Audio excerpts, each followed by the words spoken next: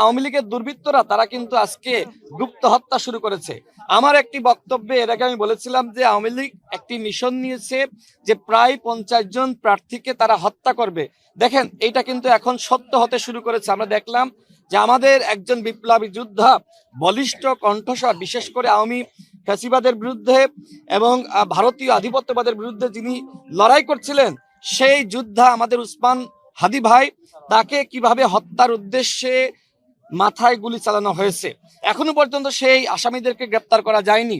আমরা দেখলাম যে স্বরাষ্ট্র উপদেষ্টা তিনি বললেন যদি এই আসামিদেরকে কেউ চিহ্নিত করে দিতে পারে সেক্ষেত্রে 50 লাখ টাকা উপহার দেওয়া হবে। আমার প্রশ্ন হলো, তাহলে আপনার গোয়েন্দা সংস্থা কি করছে, আপনার পুলিশ কি করছে, আপনার র্যাব কি করছে, আপনার যৌথ বাহিনী কি করছে? এর আগে আমরা দেখেছিলাম যে অপারেশন ডেভিল হান্ট ঘোষণা করেছিলেন।